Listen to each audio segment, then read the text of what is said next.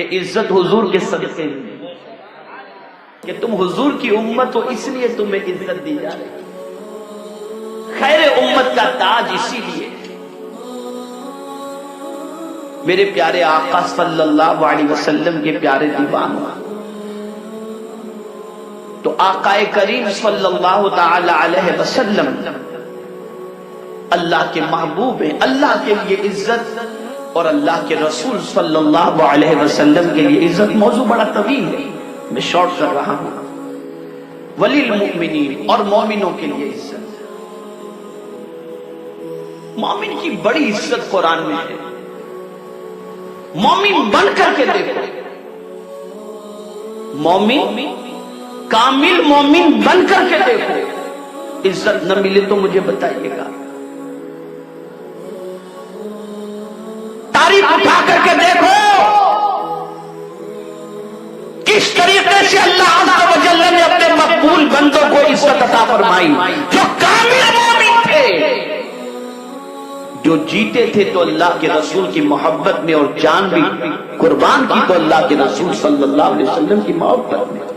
اللہ نے کتنی عزت عطا فرمائی، میں آپ کو بتاؤں۔ اللہ اکبر،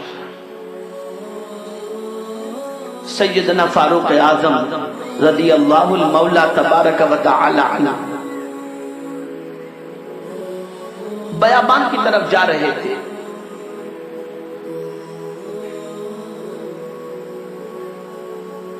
اور کافی لمبا سفر آپ نے طے کر لیا۔ جو آپ کے ساتھ توشہ تھا، کھانے پینے کی چیزیں تھی، وہ تقریباً ختم ہو چکی، بھوک محسوس ہوئی۔ آپ نے دیکھا کہ ایک چرواہا بکریاں چرا رہا ہے، دل میں خیال پیدا ہوا کہ اس چرواہے سے کہا جائے کہ بکری کا دودھ دو کر کے دے دے، اور وہ بکریوں کا ریوڑ تھا، ایک دو بکری نہیں تھی، بکریاں تھیں۔ فاروق اعظم رضی اللہ تعالی عنہ نے اس سے کہا کہ میں مسافر ہوں، بھوک لگی ہے، ایک بکری کا دودھ دو کر کے مجھے دے دے۔ اس نے جواب میں کہا کہ میں بکریوں کا مالک نہیں،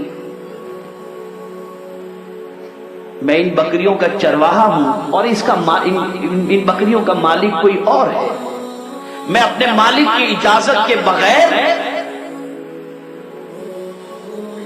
بکری کا دودھ دو کر آپ کو نہیں دے سکتا۔ فاروق اعظم نے سنا تو دل میں خیال پیدا ہوا، ہے کامل مومن، ہے کامل مومن۔ آپ نے خیال کیا کہ ذرا امتحان لے کر کے دیکھو، اسے نہیں معلوم تھا کہ یہ امیر المؤمنین ہے، تو فرمایا نوجوان ایک کام کر، ایک بکری کا بچہ مجھے دے دے، میں تجھے قیمت دے دیتا ہوں، میں ذبح کر کے اس کو پکا کے کھا لوں گا، اور اگر تیری بکریوں کے ریوڑ کا مالک تجھ سے کہے کہ بکری کا بچہ کم کیسے ہو گیا، تو کہہ دینا بھیڑیا کھا لیا۔ بس اتنا سننا تھا کہ وہ نوجوان کہتا ہے، اے مسافر سن لے،